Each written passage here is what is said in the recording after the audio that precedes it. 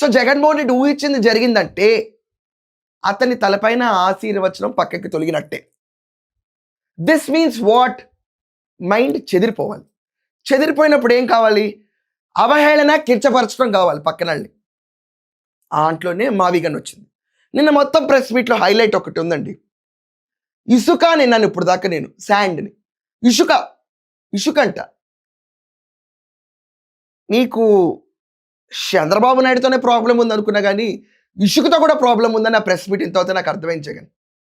ఇసుక ఏంటయ్యా ఇసుక? నీకు షా, సా, చా ఇవన్నీ పలకనప్పుడు ప్రాపర్గా అద్దం ముందు ఉంచుని 10 సార్లు రిహార్సల్ చేసుకోవాలి.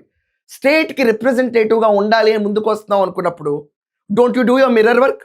అవేం లేకుండా వచ్చి ఇసుక అంటే ఫసకైపోయింది బతుకు. ఇసుకలో కప్పేశారు. జగన్మోహన్ రెడ్డికి ఇంకొక ట్రెండ్ ఉంది. తనని తిట్టకపోయినా తిట్టారు అని చెప్పి భావిస్తూ ఉంటాడు. యాక్చువల్లీ అసెంబ్లీలో ఆ రోజు తీర్మానం రోజు ఇతను ఎవరు తిట్లా, ఇతను చేసిన అన్యాయాల గురించి మాట్లాడారు అంతే. అంటే ఇప్పుడు ఇవన్నీ నువ్వే చెప్పావు కదా జగన్.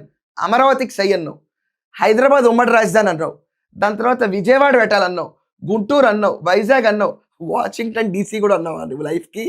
నీకు ఇదే మిగిలింది ఇంకా చివరికి. దాని తర్వాత నాగార్జున యూనివర్సిటీలో పెట్టండి అన్నావు, మచిలీపట్నంలో అన్నావు, తర్వాత మావిగంజ్ జగన్ అయిపోయావు నువ్వు. ఏంటి నీ పరిస్థితి?